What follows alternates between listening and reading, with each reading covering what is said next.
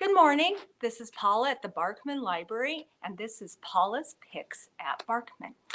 This week is Shark Week, so I have some stories about sharks for you. The first one is actually a nonfiction. It's about Eugenie Clark, who studied sharks, but it's a picture book, and it is called Swimming with Sharks: The Daring Discoveries of Eugenie Clark, written by Heather Lang, and pictures by Jordi Solano, and I am reading this with permission from Albert Whitman and Company. Swimming with Sharks. Little Jeannie stood on the railing and pressed her face against the mysterious glass tank. Most people saw piercing eyes, rows of sharp teeth, vicious, bloodthirsty killers. Not Eugenie Clark. She saw sleek, graceful fish gliding through the water. She longed to be inside the tank, on the bottom of the ocean, swimming with the sharks.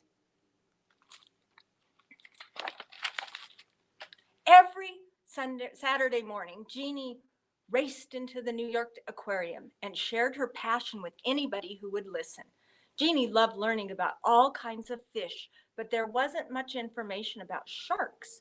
She dreamed someday she'd discover some secrets too.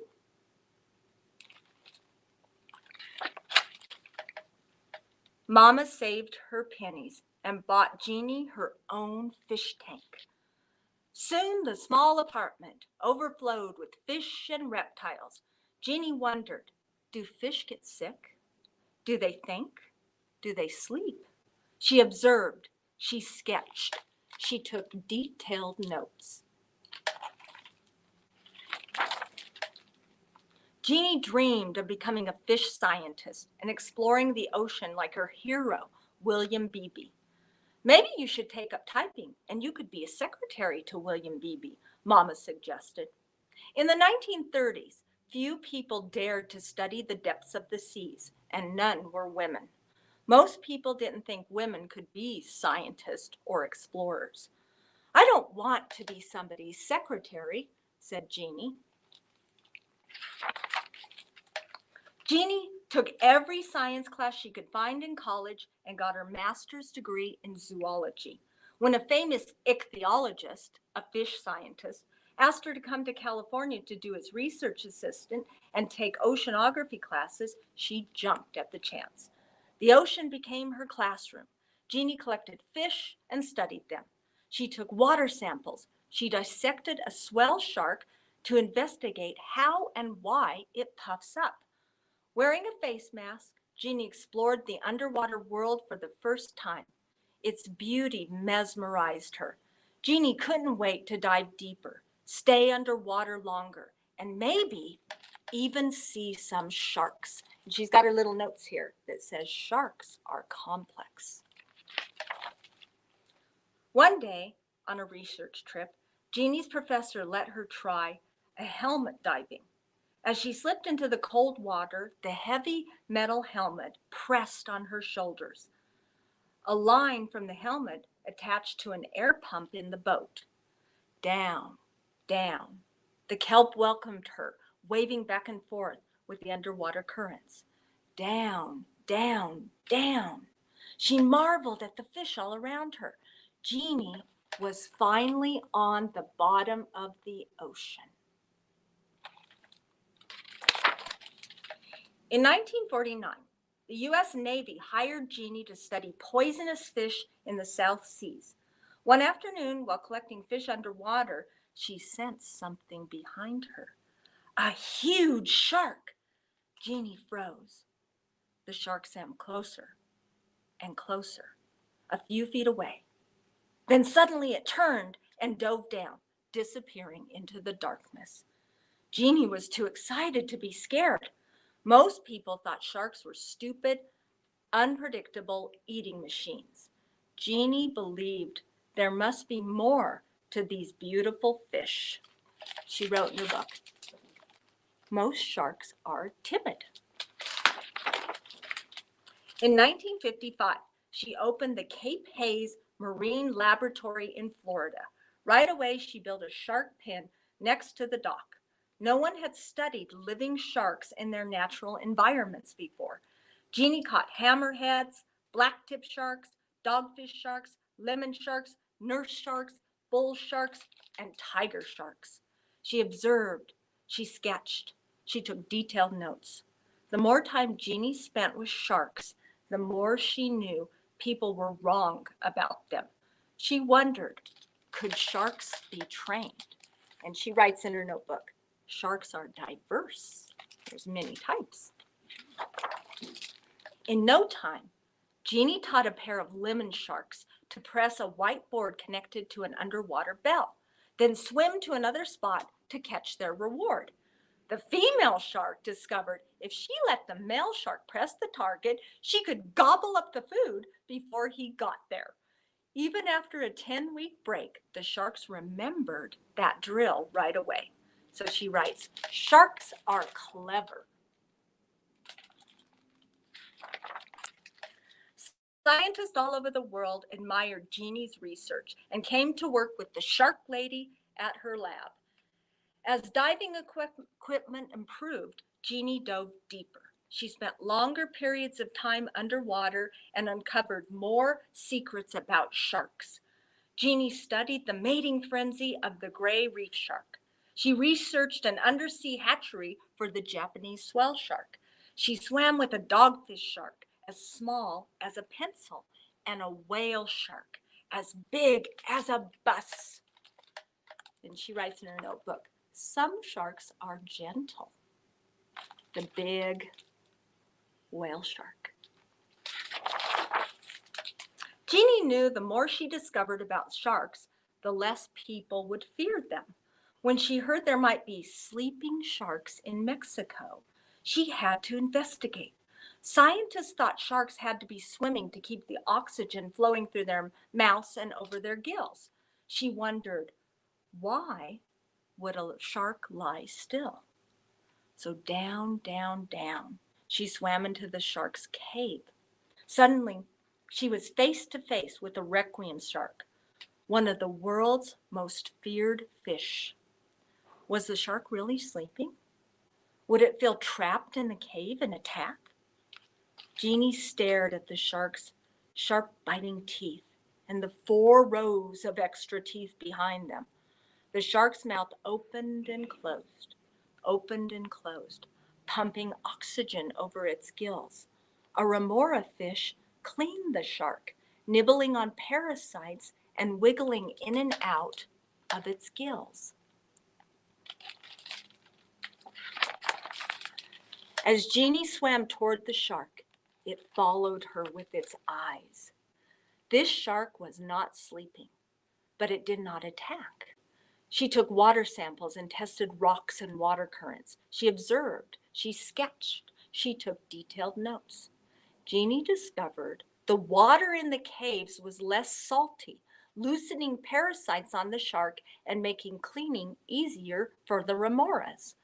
These underwater caves were cleaning stations for sharks. So she wrote in her book, sharks are sophisticated. The more time Jeannie spent underwater, the fewer sharks she saw. People killed them out of fear. People killed them for their fins. People killed them thinking it would make beaches safer. Sharks had ruled the oceans for more than 400 million years, and now they were in serious danger. Jeannie's research proved that sharks were not voracious killers. She knew most sharks should be more afraid of us than we are of them. Jeannie spoke out to the world. Sharks are magnificent and misunderstood. When Jeannie talked, people listened. Dr. Eugenie Clark had become one of the most respected fish scientists in the world. And after her decades of research and discoveries, Jeannie knew there are lots of things, big things, that we don't know about. There will always be more to learn, always more surprises. She never stopped pressing her face against the glass and wondering. So that was the story of Dr. Eugenie Clark, who did a lot of research on sharks. And so the second book, though, is an actual picture book, a story called Sean Loves Sharks by Curtis Manley and pictures by Tracy Subisek. And I am reading this with permission from Macmillan. Sean loves sharks. There he is. Sean loves sharks. He loved their streamlined shapes. He loved their dark, blank eyes. He loved their big mouths full of sharp teeth. He loved how they could sneak up on something tasty and grab it with one big bite. Sean thought about sharks all the time. Chomp, chomp, chomp, chomp. When Sean ate, he opened his mouth wide for each bite. Chomp, chomp, chomp, chomp. Sean watched shark videos, knew all the shark movies by heart, and had 127 shark books. At recess, Sean opened his mouth very wide and chased the other kids, especially Stacy, who screamed the loudest. Sean loved how everyone got out of the way of a shark. Chomp, chomp, chomp, chomp, chomp. On Monday, Miss Mitchell told the class they would each learn about a different predator. Sean leaped out of his chair and yelled, "I get the shark! I get the shark!" "Please sit down, Sean. Everyone gets a chance for the shark. Each of you may pick one animal from the bowl." The animal Sean picked was not a shark. It wasn't even a lion or a tiger or a grizzly bear or an orca or a Tyrannosaurus Rex. It was a leopard seal. "A seal?" whispered Sean. Great white shark was picked by Stacy. Sean said, "I'll trade with you." He said, "I have to be the shark." He said, "I'll bring you cookies every day." Stacy shook her head. She smiled. She opened her mouth wide, very wide. At home, Sean looked through his shark books, hoping that what he remembered about sharks and seals were wrong. It wasn't wrong. Stacy found out. Tuesday on the playground, Stacy leaned close and said, "Did you know that sharks eat seals?" Sean nodded. "But not if they can't catch them." Stacy opened her mouth very wide and ran, chomp, chomp, chomp, chomp, as fast as she could, but she couldn't catch Sean. Sean loved how a seal could twist itself around in an instant and zip off in a different direction. The more Sean read about seals, the more he loved seals. He loved their streamlined shape and the patterns on their smooth fur. He loved their big brown eyes. He loved their sharp little teeth, and he loved how they could sneak up on something tasty like a penguin and grab it with one bite. The more Stacy read about sharks, the more she loved sharks, and the more she chased Sean during research. Chomp, chomp, chomp, chomp. And after school, chomp, chomp, chomp. Day after day, chomp, until Friday, when Sean stopped running and faced Stacy. "You're not much of a shark if you can't even catch a seal." Stacy closed her mouth. Her dark eyes were not blank. On Saturday, Sean remembered something about people. He lifted his wagon with he filled his wagon with 126 shark books and pulled it to Stacy's house. Sean loved seals. He also loved sharks, and he knew that even a fast and clever seal could never be friends with a shark. Well, almost never. Now they're friends. That was Sean Loves Sharks. The next one is called Nugget and Fang, Friends Forever or Snack Time. It's written by Tammy Sawyer and illustrated by Michael Slack. Nugget and Fang.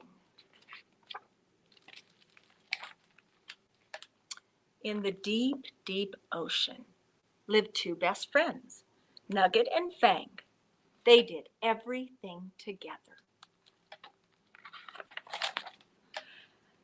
They swam over, glub. They swam under, glub, glub. They swam all around, glub, glub, glub. Life was close to perfect. Until it was time for Nugget to go to school. Welcome to a brand new year, mini minnows. On Monday, Nugget was busy with reading. Today's story is about three little minnows and a big bad shark. A big bad shark? Ha, said Nugget. Impossible. Nugget was busy with math. 1 + 1 = 2. 2 + 2 = 4. But what if there were 10 minnows and a shark came along and ate 4 of them? How many minnows are left? Is this a trick question? A shark would never do that, said Nugget. And Nugget was busy with science.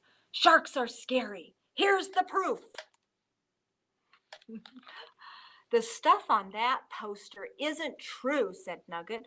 My best friend is a shark. Have you lost your gills? Hello, sharks eat minnows. Sharks and minnows can't be friends. Nugget was shocked and apparently delicious. That afternoon, Nugget explained it all to Fang. Sharks are toothy. Sharks are scary. Sharks and minnows can't be friends. Sounds fishy to me, said Fang. It's true, see, said Nugget. He held up his test. Then he swam far, far away.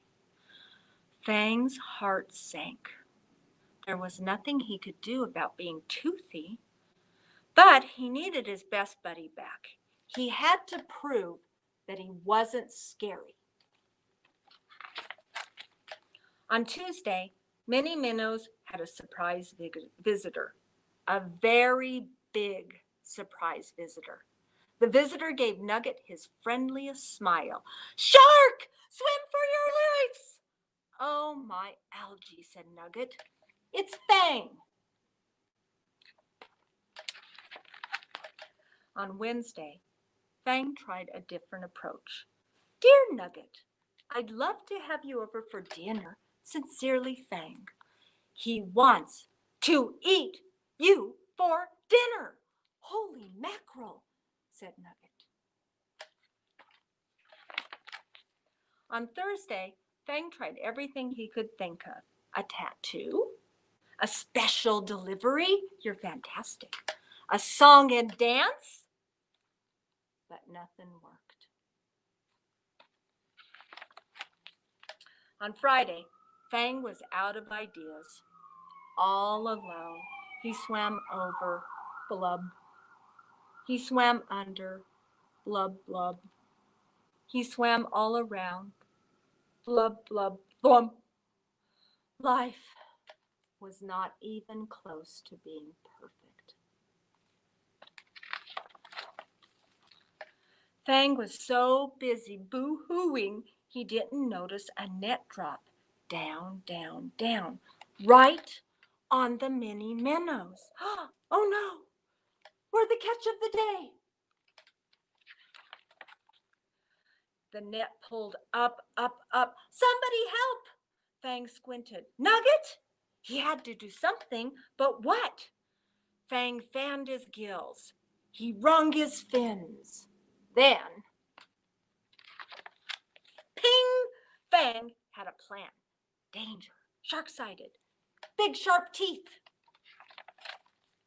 Fang's big sharp teeth chomped. Fang's big sharp teeth changed.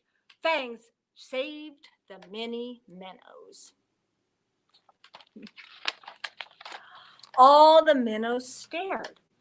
I know, said Fang. I'm toothy, too scary, too shark. Wait! Nugget swam toward Fang.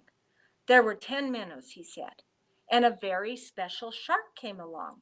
How many friends are there all together? There was only one answer. In the deep, deep ocean lived 11 friends. They swam over, glug. They swam under, glug, glug. They swam all around, glug, glug, glug. And everyone was all smiles, especially you know who. That was Nugget and Fang. And so now I have a little shark craft for you, made out of a cardboard tube. So that's what you need, is a cardboard tube. And then you need white paper to cut his teeth. And then you just need Google eyes. That's all. So you can either paint, this one is painted gray, the cardboard tube, or you can take gray paper and put that around. And I put it around the entire tube, and then I cut the rest of it out that needed to be cut out right there. So I'm going to show on this tube here. I'm going to squish the side that I'm going to cut. And you want to cut like a triangle, because of course it's the shark's open mouth. So I cut it down there. I start on this corner, cut up, and there you have the shark's mouth. But what else you have is this little piece. I'm going to cut it so that there's two thin triangle shapes that are like fins. And I like this one for his back tail. And then I'm going to cut this one a little bit smaller triangle so that that is his dorsal fin. So there's his dorsal fin. There's his tail. And then all you have to do is cut out the jagged teeth, glue them inside. So you need glue and you need scissors too. Glue on his two Google eyes on each side, and then glue his dorsal fin and his tail, and you have this little shark. Yeah, for Shark Week. So thank you so much for joining me, and I'll see you next time.